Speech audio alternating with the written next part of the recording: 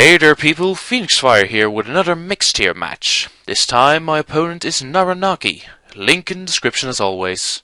We both decide to use 1 OU, 2 UUs, 1 RU and 2 NUs to get ourselves a unique match going.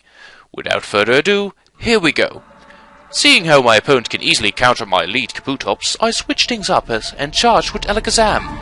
NARANagi sticks to the safe option with Donphan.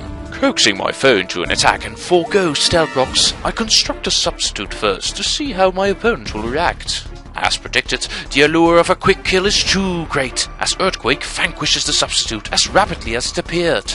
Positive I can survive an Ice Shot due to the lack of a stab and attack investment, I can continue my course of action. Now in the right position to deny my opponent his entry hazards as Donphan is forced to break my substitute to avert disaster.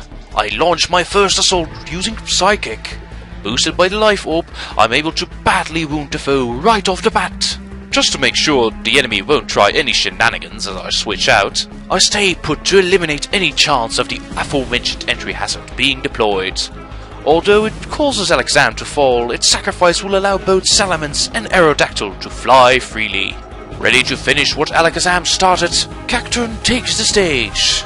Throwing ice in its face as a last-ditch effort, Cacturne shivers but does not relent. As it frags Donphan with a barrage of seed bombs, the score is even again at 5 versus 5. With the foe's minor permanently defeated, both my flyers can now rest easy. Figuring the foe's parrot would use Nasty Plot on my swap to safety, Chatot forgoes the anticipated preparation move and turns up the heat.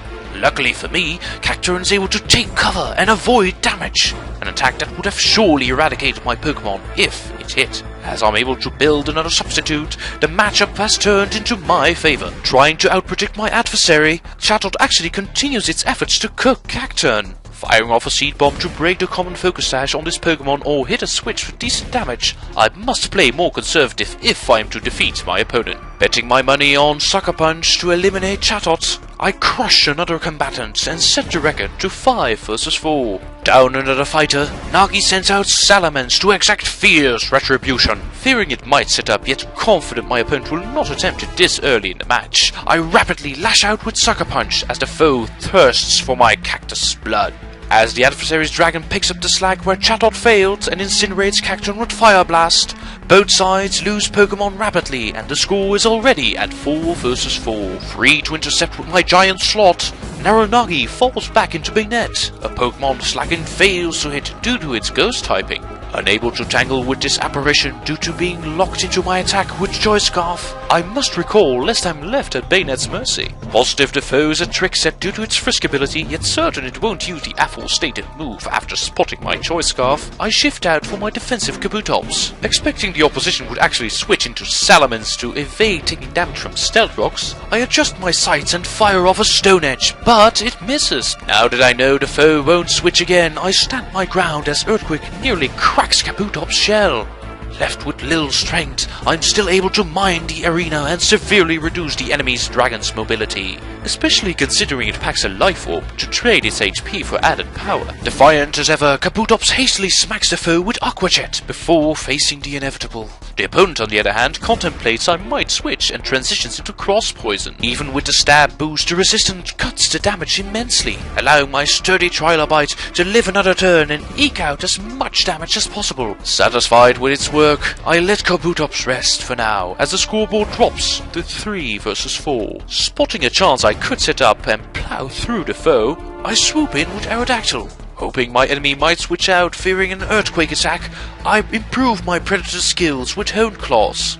Regrettably, Drapion has little left to lose and rends my Pokemon with Night Slash. Badly wounded by this hard hit, yet prepared to lay down the law after one Hone Claw, Aerodactyl takes its revenge by trashing the enemy with Stone Edge.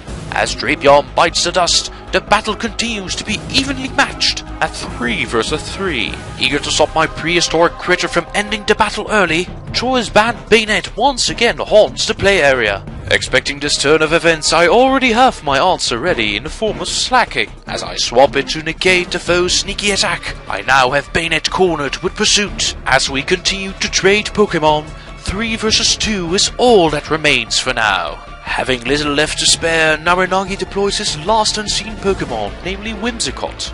Unfit to combat this swift defensive Pokemon with my truant ability, I once again count on Aerodactyl to finish the job.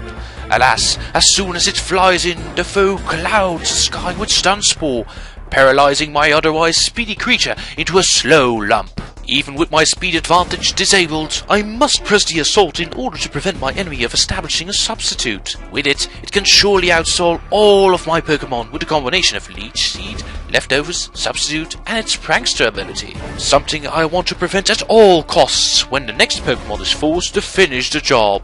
As Aerodactyl tries various attacks to whittle down my opponent, I'm only cursed with a single miss or full paralyzation, preventing Whimsicott free reign over the rest of my team. With my rock Pokemon drained of all its fury, it's up to Salamence to finish the assignment.